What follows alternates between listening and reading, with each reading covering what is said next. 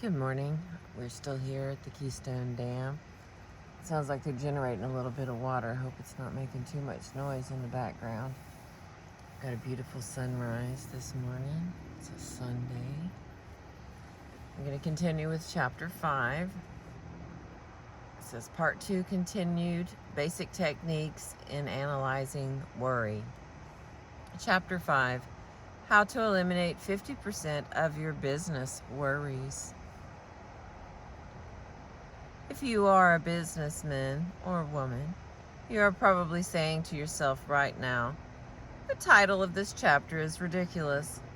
I have been running my business for 19 years, and I certainly know the answers if anybody does.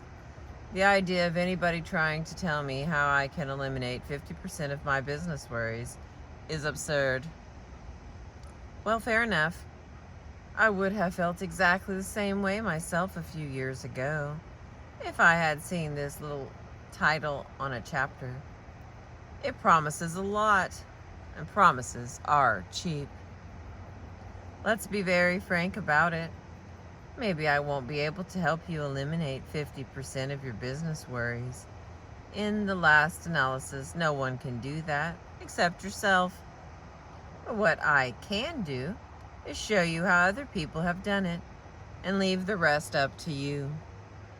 You may recall that on page 18 of this book, I quoted the world-famous Dr. Alexis Carrel as saying, "Businessmen and women who do not know how to fight worry die young." Since worry is that serious, wouldn't you be satisfied if I could help you eliminate even 10% of your worries? Yes? Well, good. I'm going to show you how one business executive eliminated not 50% of his worries, but 75% of all the time he formerly spent in conferences trying to solve business problems. Furthermore, I am not going to tell you this story about a Mr. Jones or a Mr. X or a man I know in Ohio. Vague stories that you can't check up on.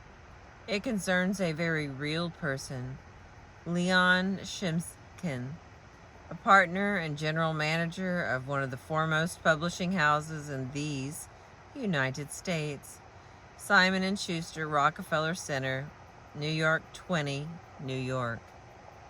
Here is Leo Shimkin's experience in his own words.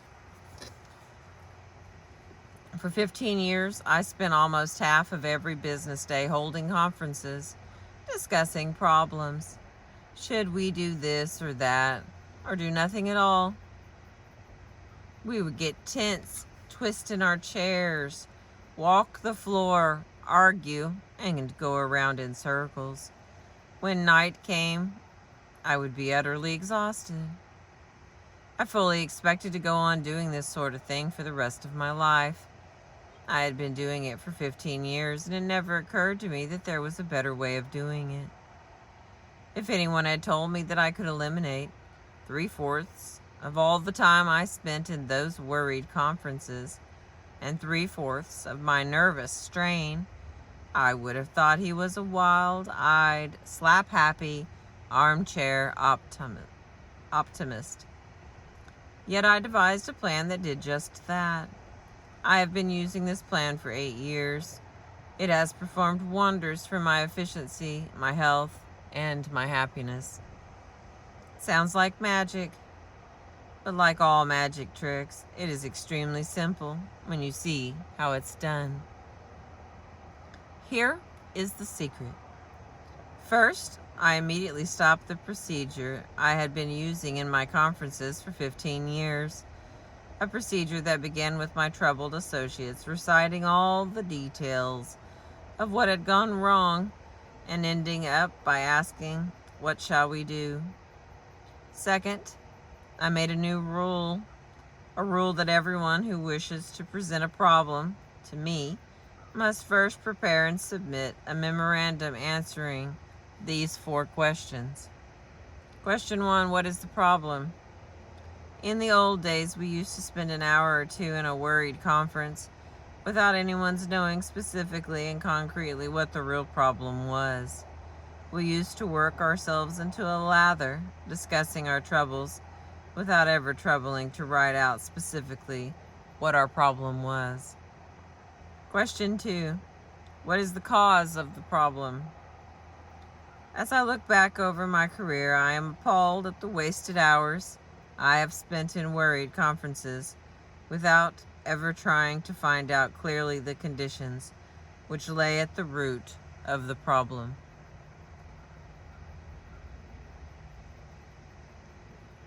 Question 3. What are all possible solutions of the problem? In the old days, one man in the conference would suggest one solution. Someone else would argue with him. Tempers would flare. We would often get clear off the subject. And at the end of the conference, no one would have written down all the various things we could do to attack the problem. Question 4. What solution do you suggest? I used to go into a conference with a man who had spent hours worrying about a situation and going around in circles without ever once thinking through all possible solutions and then writing down. This is the solution I recommend. My associates rarely come to me now with their problems. Why? Because they have discovered that in order to answer these 4 questions, they have to get all the facts and think their problems through. And after they have done that, they find in 3/4 of the cases, they don't have to consult me at all, because the proper solution has popped out like a piece of bread popping out from an electric toaster. Even in those cases where consultation is necessary, the discussion takes about 1/3 the time formally required, because it proceeds along an orderly, logical path to a reasoned conclusion. Much less time is now consumed in the house of Simon and Schuster in worrying and talking about what is wrong, and a lot more action is obtained toward making those things right. My friend Frank Bettinger, one of the top insurance men in America, tells me he not only reduced his business worries but nearly doubled his income by a similar method. Years ago, said Frank Bettinger, when I first started to sell insurance, I was filled with a boundless enthusiasm and love for my work. Then something happened. I became so discouraged that I despised my work and thought of giving it up. I think I would have quit if I hadn't got the idea, one Saturday morning, of sitting down and trying to get at the root of my worries. 1. I asked myself first, just what is the problem? The problem was that I was not getting high enough returns for the staggering amount of calls I was making. I seemed to do pretty well at selling to a prospect until the moment came for closing a sale. Then the customer would say, "Well, I'll think it over, Mr. Bettinger. Come and see me again." It was the time I wasted on these follow-up calls that was causing my depression. Number 2, I asked myself, what are the possible solutions? But to get the answer to that one, I have to study the facts. I got out my record book for the last 12 months and studied the figures. I made an astounding discovery, right there in black and white. I discovered that 70% of my sales had been closed on the very first interview. 23% of my sales had been closed on the second interview. And only 7% of my sales had been closed on those 3rd, 4th, 5th, etc. interviews, which were running me ragged and taking up time. In other words, I was wasting fully 1/2 of my working day on a part of my business which was responsible for only 7% of my sales. Number 3, what is the answer? The answer was obvious. I immediately cut out all visits beyond the second interview and spent the extra time building up new prospects. The results were unbelievable. In a very short time, I had raised the cash value of every visit I made from $2.80 to $4.27 a call. As I said, Frank Bettinger is now one of the best-known life insurance salesmen in the country. He is with Fidelity Mutual of Philadelphia and writes $1 million worth of policies a year. But he was at the point of giving up. He was on the point of admitting failure until analyzing the problem gave him a boost on the road to success. Can you apply these questions to your business problems?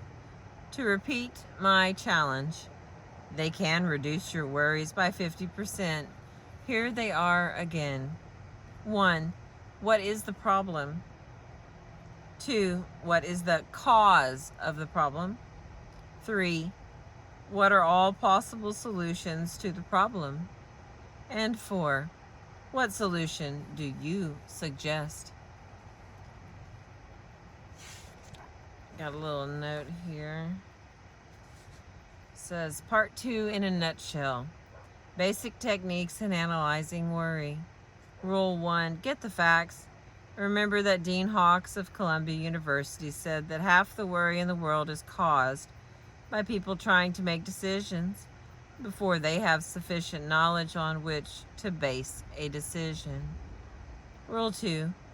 After carefully weighing all the facts, come to a decision. Rule 3. Once a decision is carefully reached, act. Get busy carrying out your decision and dismiss all anxiety about the outcome. Rule 4. When you or any of your associates are tempted to worry about a problem, write out and answer the following questions. A. What is the problem? B. What is the cause of the problem? C. What are all possible solutions? And D. What is the best solution? Thank you for listening. I appreciate you.